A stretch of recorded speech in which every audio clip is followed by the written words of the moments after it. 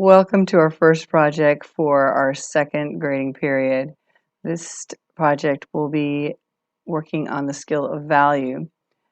So you'll need a piece of white paper, and I started out by dividing my paper into two sections. Make sure you're working horizontally and not vertically, so not up and down, but wide. You're going to use some type of a straight edge. It could be anything you've got, a piece of cardboard or a ruler if you've got one. And you're going to divide it about halfway through. This is dividing the sky from the land, and it's called a horizon line.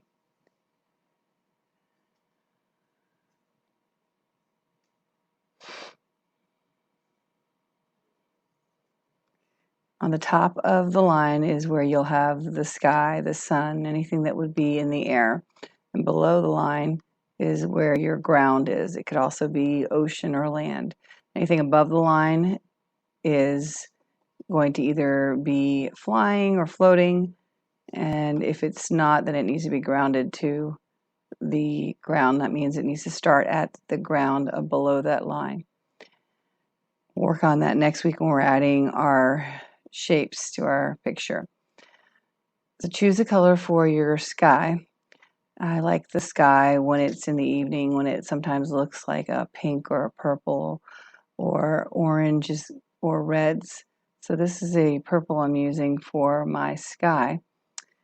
And I'm only using one color because I'm going to be working on value. So when we're working with value, we're making it a lighter and a darker version of that color. So I color everything in purple. Once I'm done with that, make sure you don't have any empty spaces. You've given it a good all over covering with that color. In your sky, you'll be showing where the sun is setting. So the sun will not be up in the sky like in a corner like we've done in the past. The sun is going to be heading down towards the horizon line, that line that divides the land and the sky. So for this project, because we're working on lighter and darker colors, I'm going to use a white for my sky. This works best with pastels. If you don't have pastels, then you can use a crayon. You'll just have to press harder. And crayons don't blend as well, so you'll have to just go over that spot several times so that you can get your colors to kind of blend together.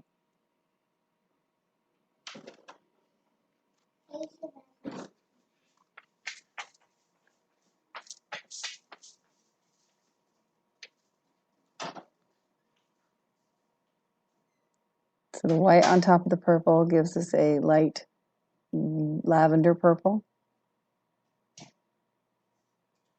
And like I said, with the pastels, you can blend it with your finger to make that a new color. So white with purple gives us a light purple or lavender. Now we're going to add black to the purple to make it a darker purple, so like an eggplant or a darker grape purple. So in the corners, that's the furthest point away from the sun, we're going to add some black. And I don't do it very hard because I don't want to add too much black, otherwise it will just look black rather than being a dark purple.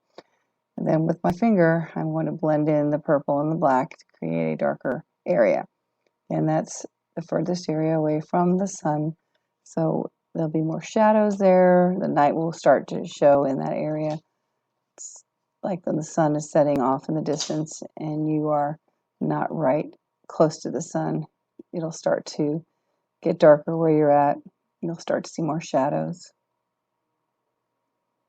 And in between the really dark purple and the light purple, we're going to add some gray, because gray is the color in between white and black, and it will give us a tint of purple that's not quite as dark as the darkest and not quite as light as the lightest.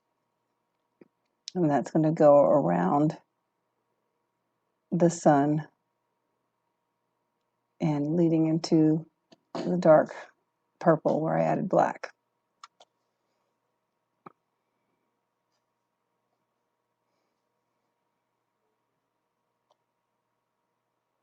Take your time of blending. I'm just kind of doing a quick job here.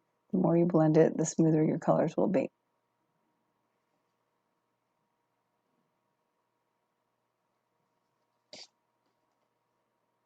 You could also do this with paint if you like. Here's one I did with oranges, so you see the light orange in the middle, and then it's a little bit darker as it goes out towards the edges. On this one I used green for grass because it's a landscape. On the one that I'm doing here with the purple sky, it's going to have an ocean scene. So I'm using a turquoise or a light blue pastel. And that's going to go all over the entire bottom section below the horizon line. Once we're done with that, we'll add white and black to show areas of lighter and darker colors.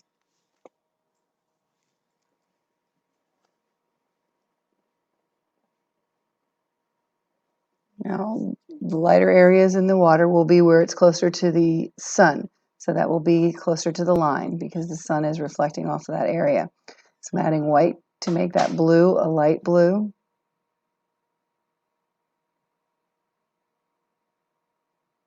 Sometimes you'll also see where you can actually see the sun reflecting off the water. You could try that too. Look for examples on Google of sun reflecting off water. And then towards the edges, where it's closer to me, the viewer, that's where it's going to be darker because it's further away from the sun. So that's on the bottom.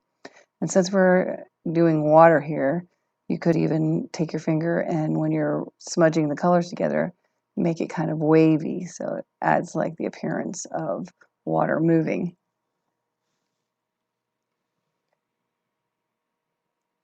And that's what we're going to stop on for week 1. Again, you can use any colors you could find in a sunset.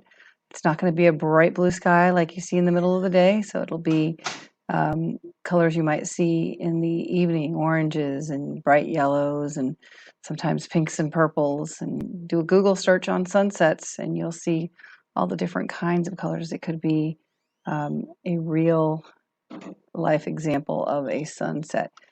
Like I said, next week we'll be adding to it. We're going to be adding black construction paper to show what silhouettes look like when the sun is setting and how it creates shadows.